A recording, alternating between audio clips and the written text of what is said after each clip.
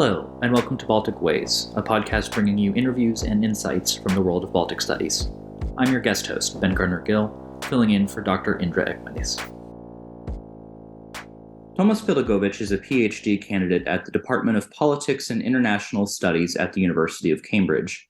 He completed his MPhil in Politics and International Relations with distinction at the University of Cambridge in 2019, and he also holds a BA from King's College London. His current research focuses on small state influence in European multilateral organizations, particularly regarding the attempts of the Baltic States to position and assert themselves in the European foreign policy field. Tomass Pildegovičs, welcome to Baltic Ways. Hi, good morning. Thank you for having me on. Yeah, thanks for being here. So let's just jump right in. As I said in bio, so you're looking at how the Baltic states interact on the European scene. Let's start with NATO. How have the Baltic states positioned themselves within NATO since the second Russian invasion of Ukraine in February 2022? So thank you once again for inviting me on this podcast. It's a big honor. And I have to say that this is a time when the Baltic states broadly have experienced a surge of interest in the academic kind of international relations discipline, even in old and ancient institutions like Cambridge, which generally would kind of neglect maybe regions, small states like the Baltics, which can be deemed to be kind of, peripheral or marginal or some other unpalatable term. All of a sudden, the Baltics are in the Center for Geopolitical Studies at Cambridge. There's now a Baltic geopolitics program with its own budget for events and conferences and research. Of course, this surge has come against the backdrop of an enormous tragedy, but I think it does create the opportunity to broaden awareness regarding Baltic geopolitical issues and concerns in fora, in institutions where there were no such opportunities previously. Turning to your question, I think we need to understand first the ways in which the Russian invasion resonated with the Baltic states to understand their behavior. And of course, Russia's February 24th re-invasion, I guess you could say, or second invasion, really struck a nerve in the Baltic states, really triggering this deepest insecurity, this idea that the darkest nightmare is coming true. And this nightmare is rooted in this kind of historical fear of ally abandonment following the Second World War. So even now in 2022, there were kind of hushed whispers. I was in Riga myself, hushed whispers in not only in IR discussions, but in bars and kitchens, kind of, will our allies come to our aid? Is NATO's Article 5 really just a paper tiger, or how real is it? Would really the Americans or the Brits, spend their blood and tears and resources to protect us? Maybe a bit of an anecdote, but also 2 weeks ago, I attended a really sold-out play in Riga in a Daila theater, which in Latvian is called Kur pazuda valsts, which could be translated to something, where did the state go? Or like, where did we lose the state? Which kind of sketches out a comparative analysis of the last days of interwar Latvia in 1940, of the Ulmanis regime, where it was faced with the Soviet ultimatum, kind of what to do. Do we allow Soviet bases? Do we not? Do we resist? Is resistance futile? Is it not? And of course, the two mistakes that were identified in Baltic interwar foreign policy. First one would be that cooperation between the Baltic states was nearly non-existent, despite ambitious rhetoric of all sorts of Baltic entente and pooling resources and all of that. Really, this did not materialize. And the second is that the Baltics pursued this ill-fated kind of neutrality policy, hoping that just like maybe Switzerland, if we maybe just keep our heads down, the scary winds will blow over and the Germans and the Russians will somehow, resolve their own issues. Of course, today, or really this invasion, the situation in the Baltic states is totally different from 1940, even despite those historical insecurities floating up. First, the cooperation between the Baltic states is really excellent and maybe as good as it's ever been, honestly. And all indications after yesterday's election result in Estonia is that under the current governments, this cooperation, I think, will continue. The second In stark contrast to 1940, the Baltic states are, of course, not alone, far from it, nor have they been abandoned. They're really enveloped in the Western security architecture offered by NATO and the EU. Sorry for this long-winded intro, but so now this leads me to your question. And I think that crucially, the way the Baltic states have responded since the second invasion is really through showing leadership, through showing initiative in providing significant diplomatic, military, and humanitarian support to Ukraine. And this is not out of, I think, just kind of noble or generosity of heart reasons. I think it's based on a quite rational, calculated conclusion that the fate of Ukraine, so to say, the security of Ukraine is directly tied to that of the Baltic states and of NATO. So I think a crucial dimension that should be understood is that amidst this deterioration of the security environment, which of course threatens the security of the Baltic states, the Baltics have really responded by not just asking for assurances or asking for some sort of hand-holding, so to say. Of course, although that is also part of the kind of, that must be part of the response from the Baltic perspective, bolstering allied presence, allied infrastructure, allied support. But the Baltics have placed the onus on showing solidarity themselves. And of course, with the entire security agenda of NATO now focused on the East, this has created more opportunities for Central Eastern European states. I think Poland should be especially acknowledged in this regard, but also for the Baltics to shape the agenda. So maybe just a couple concrete points, Latvia and Estonia are really setting the bar kind of globally, donating 1% of GDP. That is an enormous share to Ukraine. Military budget donations, I looked up the latest figures. Estonia has donated 44.5% of its defense budget. Latvia, 39.9%. Lithuania, 25%. That is astronomical. That is really extraordinary, especially for small states like the Baltic states, which are not like, the US, which can just fire up their military industrial production as required.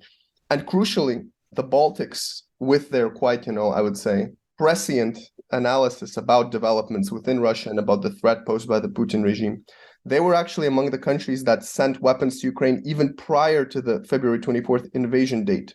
So a couple weeks ago, I heard a speech from the Ukrainian ambassador in Riga, and he really, really praised the Baltics' contributions in terms of sending javelins and this type of arms, which played a really crucial role in the early kind of battle for Kiev, which is arguably certainly one of the most important turning points of the war, when the situation was really so fraught, so unstable.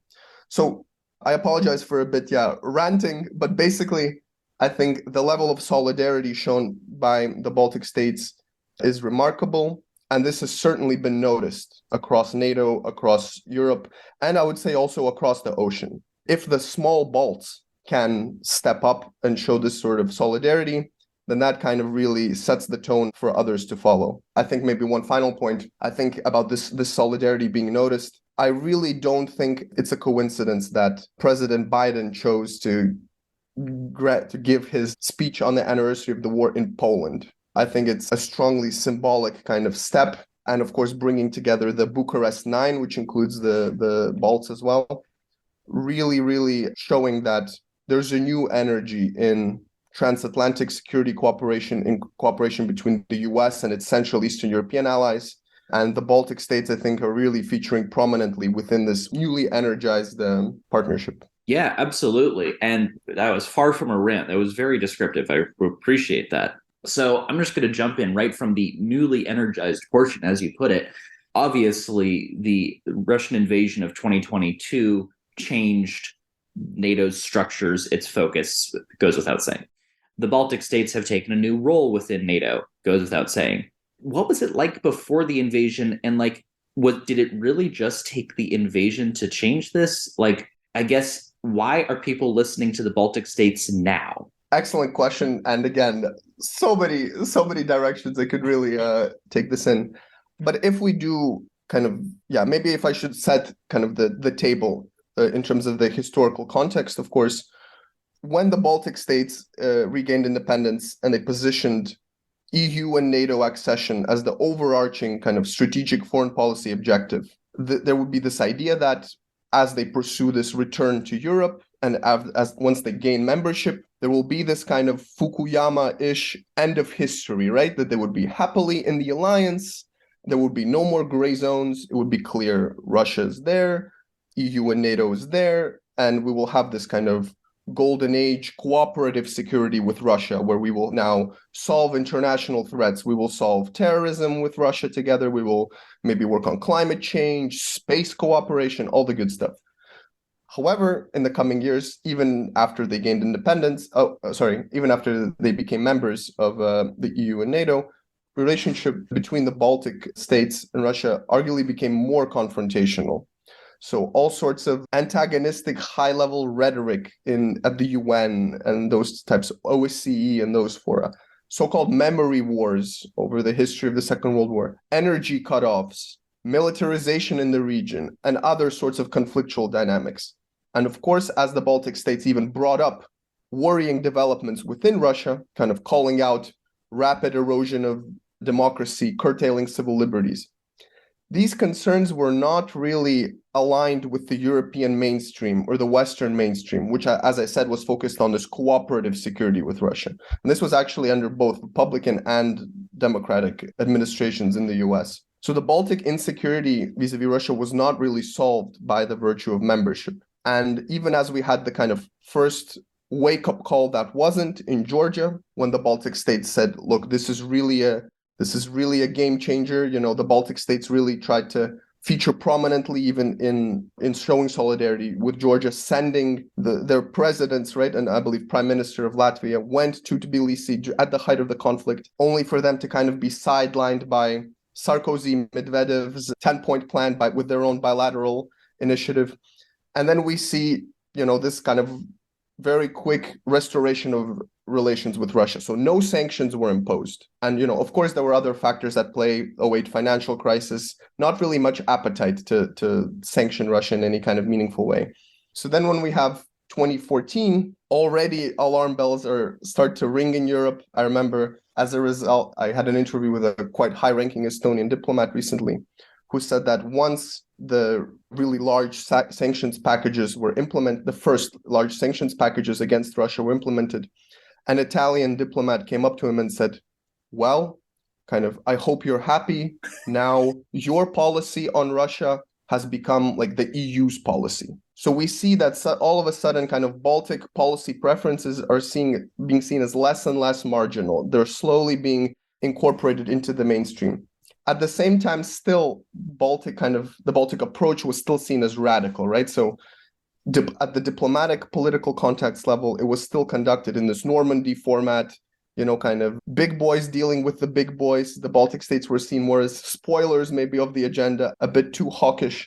And so this is something I think that we're now beginning to see really completely alter, a complete kind of alignment of Baltic analysis and European mainstream analysis, that gradually there has been a convergence. So in 2008, it was not at all did not really leave like a lasting impact. 2014 was already a crucial inflection point.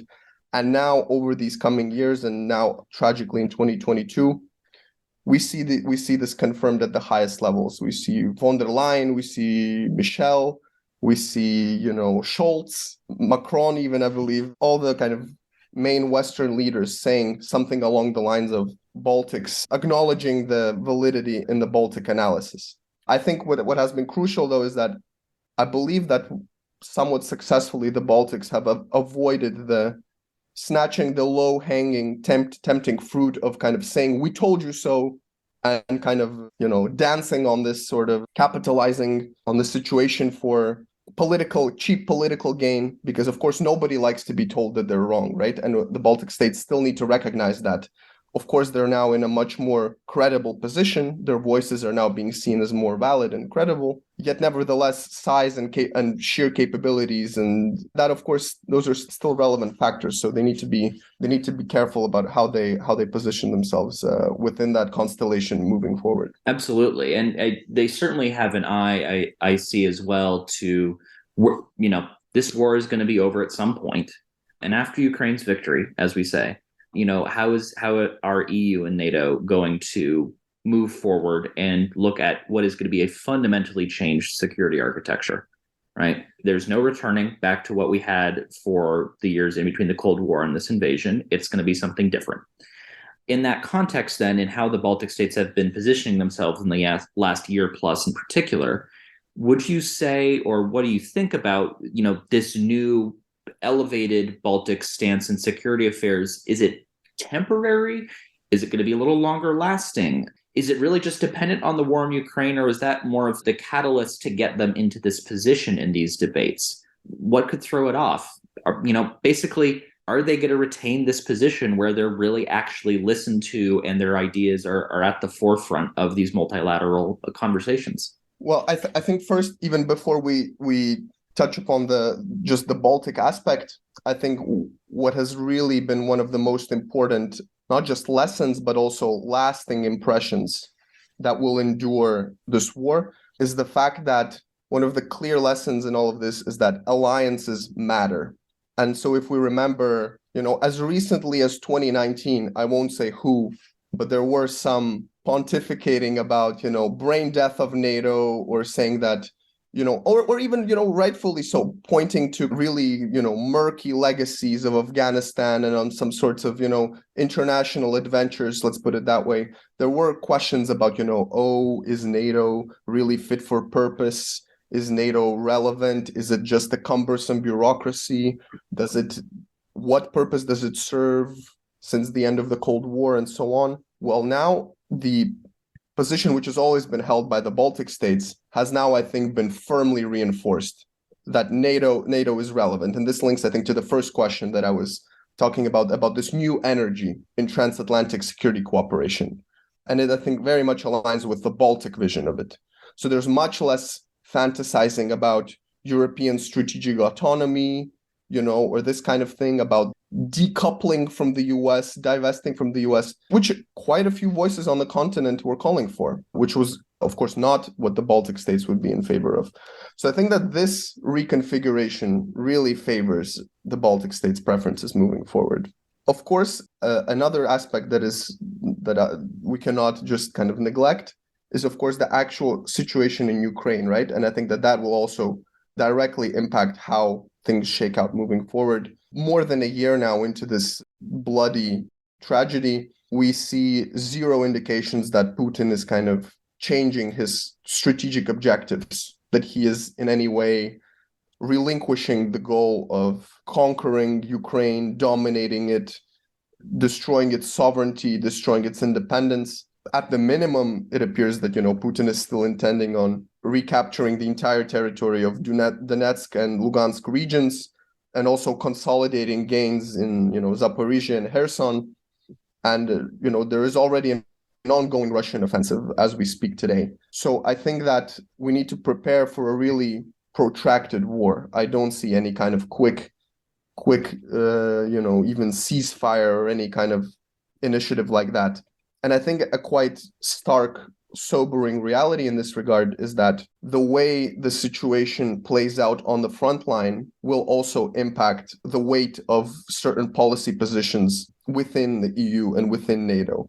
So, for instance, if Ukraine can withstand this current Russian offensive and then continues to make progress in liberating territories, then the reality is simple. Then it will simply have more and more allies. If Ukraine can show gains, if Ukraine can show progress, with the, new weapons, with the new types of munitions and technologies it's receiving, then it will have more allies, and the voice of the Baltics will then be raised and more stronger and prominent. If Russia starts to succeed and push back, then, more and more of these kind of fake, peace doves, like China and Russia will start to dominate, or, Lukashenko, or maybe some other brokers, India, maybe some other voices calling for peace. I'm doing quotation marks. I know that it's social media.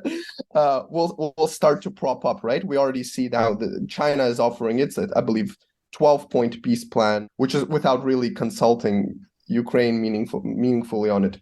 So that is the kind of sobering reality, is that Ukraine has to succeed on the battlefield. Ukraine really has to succeed, has to make progress in order for all of this all of this kind of necessary progress that we have made in reforming, reoriented the Euro-Atlantic security architecture, in order for that progress to be real and lasting, Ukraine has to win, at least certainly from the perspective of the Baltic states.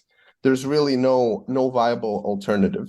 There's no scenario in which Ukraine fails, but the Baltic states are kind of saying, well, good thing we're part of the alliance. I think that has been a point that has been quite masterfully, consistently communicated between Baltic politicians and foreign policymakers and the populations, saying, really linking the fates of Ukraine and the Baltic states. Absolutely. That has been a very, very consistent line of messaging, multilateral line of messaging from the Baltic states, Poland as well, as you said. I actually thought of one more point that is super relevant in this regard. One lasting transformation that is certainly going to happen, that will strongly enhance the positioning of the Baltic states within NATO, is, of course, the accession of Sweden and Finland. That is going to happen, certainly, sooner or later. And that, of course, I'm sure this has already been, of course, discussed in previous episodes of the podcast, and it's nothing groundbreaking for all of you experts of Baltic studies, but that will certainly not only add strategic depth to the alliance, really consolidate logistics and all sorts of security provisions in the Baltic Sea region, but it will also just elevate the concerns of the Baltic states within the alliance, because Sweden and Finland largely, of course, they have some other matters, like Arctic security and so on, but broadly, they really, really share our concerns. So it will be just super helpful to have two more friends, two more closest partners at the table. Yeah, exactly. And two strong militaries in the European context as well. I mean, both the Swedes and the Finns have literally in terms of arms and conventional capacity, they're adding a plus to NATO by joining. Not to mention, of course, the same mindset, let's say, on a lot of these things. So, I mean, with them considered, as well as sort of the broader Central and Eastern European support for Ukraine, this consistent messaging, as you say, has this lent credibility to these countries, of course, particularly the Baltic states, as we're discussing, in other multilateral discussions. Obviously, Ukraine is top of mind, rightfully so, but there are other things that have to be discussed at the same time. The European Union still has lots of other things to debate about and to argue over and to do and not do. So has this episode, as sad as it is, lent credibility to the Baltic states in other areas outside of the direct security conversation? Excellent question. And I think, just to make sure that this episode does not turn into too much kind of patting ourselves on the back, I think I will maybe try to address this question from two kind of points of unfinished homework, two issues that remain ongoing pressing priorities. And so one, I think, effort or one battle that has maybe gone a bit below the radar, just because this organization has been bashed in all sorts of ways, I think some less deserved than others, and it's at the UN. At the UN, where the Baltic states have really worked to draw nature to the colonial nature of Putin's war in Ukraine. So it's maybe obvious for you, me, and the listeners, but what really strikes me about the way Putin has conducted his aggression, his special military operation in Ukraine, is that it's not just been the pursuit of, kind of strategic military objectives. It's that there's been a deliberate effort to destroy the basis of kind of Ukrainian identity, that these occupying, marauding armies, they deliberately destroy cultural monuments, libraries, theaters, schools. They forcibly Russify the occupied territories, force like passportization. They ban Ukrainian language. One of the first things they do is they destroy like telecommunications towers and impose this kind of informational iron curtain, only access to the Russian information space. And of course, there are significant evidence of literally ethnic cleansing, maybe even genocide. So I think that the point that the Baltic states, where they have tried to kind of draw on their own experience of colonial subjugation, colonial domination, is to really try to expand the global coalition that will be required ultimately in order to defeat Putin's Russia. At the end, of course, the West, let's say, is more or less united. But what we will really need is to globally isolate Russia. And this is, we sometimes forget that the world is not just, the EU and the US and, some other maybe actors around the external borders. No, the UN is 193 member states. And disappointingly, thus far, quite a few states with their own, who have suffered from the tragic crimes of colonialism, dozens of states across Africa and Latin America. Unfortunately, I believe we as the collective West have underappreciated the degree to which Russian and Chinese disinformation has kind of penetrated those countries. And we have not yet been completely successful in making the case that, look, what Putin is doing to Ukraine is exactly what you have been through and what we have been through. I think that is the kind of a really, really crucial effort moving forward. As you said, leveraging credibility from one place to another.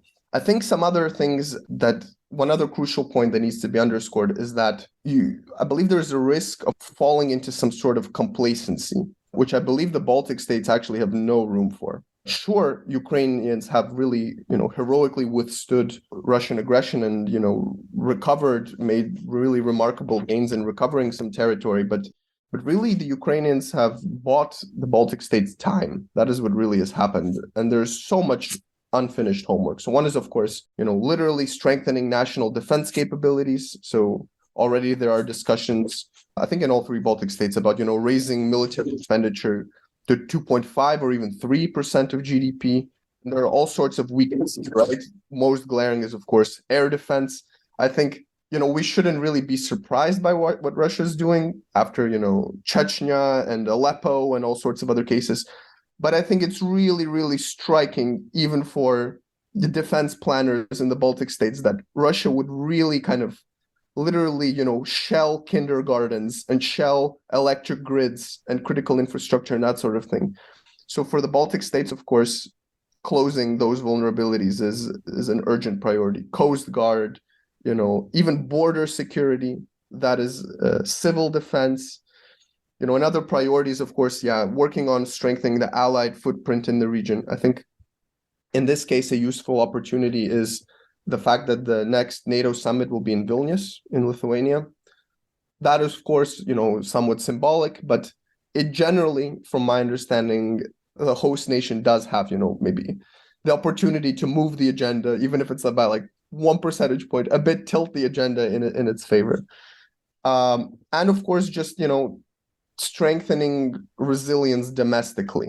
There is so much to be done. I'm maybe a bit more familiar with the Latvian context than the other Baltic states, but there are really questions about the types of information that is available to the Russian-speaking community in Latvia. One thing is to ban Kremlin and Russian state-sponsored TV channels, which was done, I believe, a very, very valuable step. But it's easy to ban something and much more complicated to offer something quality in its place. So I think, but there is no political consensus on offering something like this because, there are concerns about the positions of the Latvian language and about it being endangered and that sort of thing. So I believe Estonia is ahead in this regard. Estonia, I think, is allocated, about 2 million per year to its public broadcaster to create quality content in the Russian language. All sorts of other domestic resilience questions, lots of unfinished homework. But I believe when it comes to Ukraine, the Baltic states have really, really positioned themselves on the right side of history. And what remains to be seen is whether they will kind of seize the window of opportunity created by the Ukrainians to really, really make smart, lasting investments in their own security. Absolutely. And I think with that forward-looking note, that's a great place to end. Thank you so much for joining us. I've learned a lot. I know our listeners have as well. Tomass, thank you so much, and Slava Ukraini. Geroyam Slava, thank you so much. I hope to see you at the big conference you have this year. Yeah, I'll be there in Kaunas. Excellent. Yeah, absolutely. I'll see you then. We'll be in touch.